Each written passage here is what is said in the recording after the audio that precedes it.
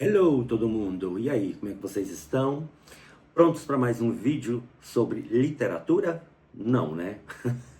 Ninguém nunca está pronto, mas prontos ou não, lá vamos nós. Você vai fazer o PAS, terceira fase do PAS, agora em 2025 e nos próximos 2 anos? Então fique ligado nessa história, que é a história do Guimarães Rosa, né? Desenredo, porque ela é uma das obras de referência. Não sabemos se vai cair agora em 2025 ou no futuro próximo, mas como a gente não sabe, então vamos falar dela agora.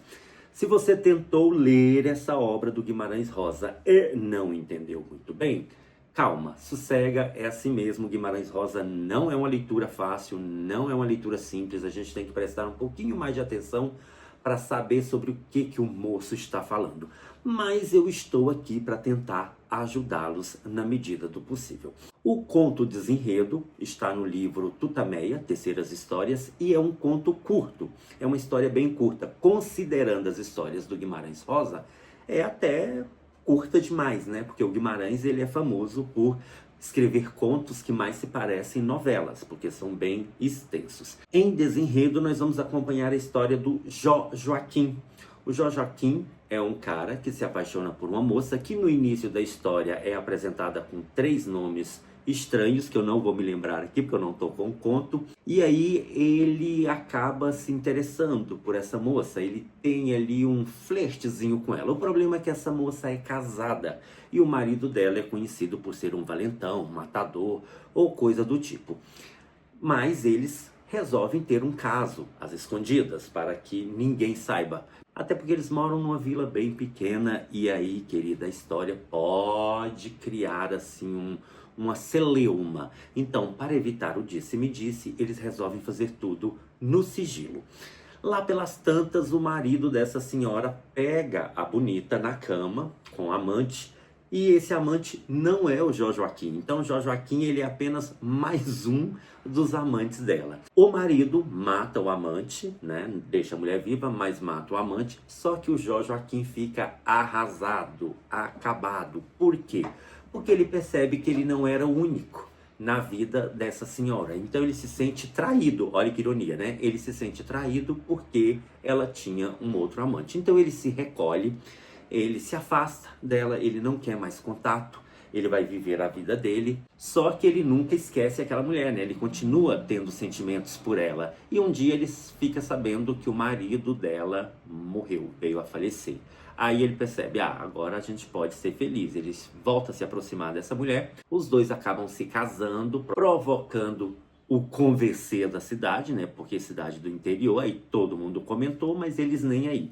Eles acabam se casando. O tempo vai passando e um dia é o Jó Joaquim quem pega a esposa na cama com um amante. E aí realmente o mundo dele vem abaixo. Ele não mata a esposa, ele não mata o amante, como o primeiro marido faz. Ele simplesmente deixa essa mulher para lá. Ele simplesmente vai seguir a sua vida e esquece a moça. Só que o tempo vai passando e aquela paixão dele continua. Aquela paixão ainda está ali, carcomendo a sua alma. E aí, quando ele percebe que ele não consegue viver sem essa senhora, o que ele faz? Ele começa a espalhar a notícia de que ela nunca teve amante, de que ela nunca foi uma adúltera, ela nunca foi uma mulher desonesta. E ele fala tanto, ele conta tanto essa mentira, ele cria uma nova biografia para essa mulher. E aí ele reforça tanto essa fanfic a respeito dela, que as pessoas começam a acreditar que ela realmente era uma mulher inocente. Ele, inclusive, começa a acreditar que ela era uma mulher inocente. E a história é tão bem criada que a própria mulher começa a acreditar que ela é alguém pura, que ela é alguém sem pecados, alguém que nunca foi adúltera. Aí no final das contas os dois reatam um romance e são felizes para sempre. O que é interessante a gente observar aqui, gente? Que para além da questão do adultério, né? Esse conto do Guimarães Rosa, ele é um conto sobre o poder da comunicação. O Guimarães Rosa está mostrando para a gente como o poder da palavra, como o poder da comunicação pode criar mundos. Então o Jó Joaquim, ele, através da palavra, através da comunicação, Ele cria uma vida para sua amante, ele cria a mulher ideal e todos passam a acreditar nela. Quase que como uma metáfora bíblica, né? Afinal de contas, quando você dá o nome, como Adão fez, as coisas, elas passam a existir. Então, a partir do momento que Joaquim dá àquela mulher o nome de pessoa pura, perfeita, ela acaba se tornando pura e perfeita como ele imaginava. E olha só que interessante, agora quando Joaquim reencontra essa mulher, ela já não é mais aquela mulher ou aquelas mulheres do início da história. Porque, como eu disse lá no início da história, ela se chamava, né, havia vários nomes, como Livíria, Rivília ou Irlívia, né? Eram esses os nomes. Mas no final das contas, depois que Joaquim recria a história dessa mulher, depois que ele remodela o enredo da vida dela, que ele faz um desenredo ali, ela passa a se chamar Vilíria, né? Ou seja, ela é uma nova pessoa. Por isso, eles podem viver juntos. Afinal de contas, como disse a Cecília Meirelles em outra obra, Referência do Paz, a vida só é possível reinventada.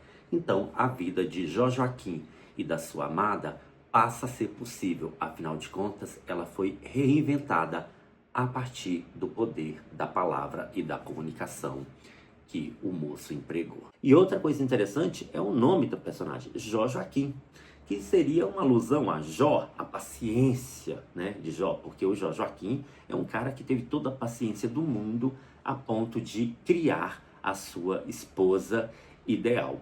Outra coisa interessante no conto é vocês observarem a forma como Guimarães Rosa escreve. Ele usa muitas aliterações. Já começa no Joaquim, né, 2 J's aí, né, Jó. E aí, em várias partes do texto, em vários momentos, você vai perceber o exagero e o uso recorrente, por exemplo, da letra V. Então, são vários Vzinhos formando uma aliteração em V. É uma característica própria do Guimarães Rosa, esse trabalho impecável com o uso da linguagem, e aqui não é diferente. Outra coisa interessante é que o conto ele já começa assim, do narrador para os seus ouvintes. Ou seja, a gente desde o início sabe que aquela ali é uma história contada, é um causo. Causos são também recorrentes na obra do Guimarães Rosa. Então você já percebe que é alguém contando uma história, uma fábula, um caos. Inclusive ele faz alusão à fábula no final do texto. Então nós temos aqui alguém contando um caos, uma dessas lendas populares. E só para fechar, lembrando que o Guimarães Rosa pertence à geração pós-modernista, né? Ele é da terceira fase do modernismo, a galera pós-modernista, companheiro ali da Clarice Lispector e do João Cabral de Melo Neto, formando a trinca maravilhosa que meio que inicia a geração de 45. É isso, meu povo, eu espero que eu tenha ajudado vocês um pouquinho na interpretação desse conto. Qualquer coisa, qualquer dúvida, coloque aqui nos comentários que a gente tenta ajudar, tá? Antes de sair desse vídeo, não esqueça de dar o joinha, de compartilhar e de se inscrever no canal. A gente se vê.